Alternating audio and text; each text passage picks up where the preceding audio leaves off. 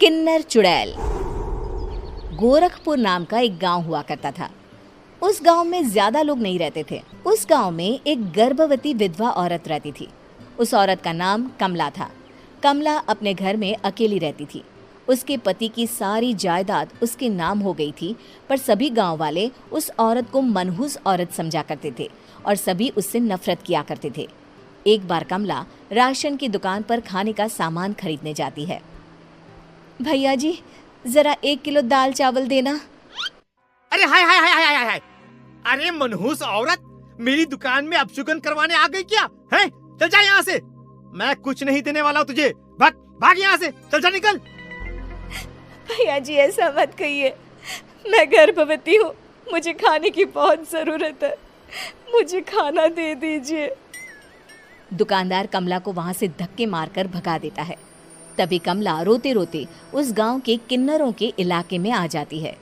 गांव वाले किन्नरों को उसी इलाके में रखा करते थे, क्योंकि वो लोग किन्नरों को पसंद नहीं करते थे और उनके इलाके में रहने से मना करते थे।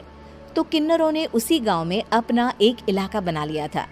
जब किन्नर लोग देखते हैं कि एक गर्भवती महिला रोते रोते उनके इलाके में आ गई है, तो सारे किन्नर कमला के पास जाकर उसका हाल पूछने लगते हैं। क्या हुआ बहन, तुम्हारी गर्भवती अवस्था में इतनी बुरी हालत कैसे?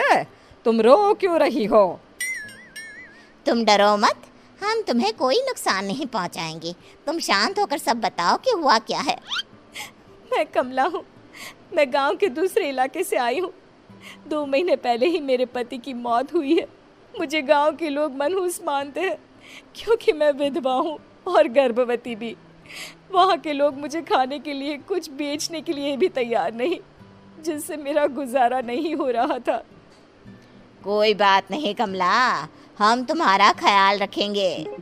किन्नर लोग कमला को एक खाली घर में रहने के लिए जगह दे देते हैं और उसकी देखभाल भी करते हैं। कुछ ही महीने बाद कमला अपने बच्चे को जन्म देती है, पर अफसोस, कमला बच्चे को जन्म देते ही अपनी जान गंवा देती है। जब सब किन्नर बच्चे को देखते हैं तो बहुत खुश हो जाते हैं, क्योंकि वो बच्चा भी किन्नर ही था। कमला ने एक किन्नर बच्चे को जन्म दिया था। अब इस बच्चे की देखभाल कौन करेगा? हम तो इस बच्चे को गांव के दूसरे इलाके में भी नहीं भेज सकते। और तो क्या हुआ, इस बच्चे की माँ नहीं रही तो हम इसे पालेंगे। अब ये हमारे इलाके में रहेगा। हमारे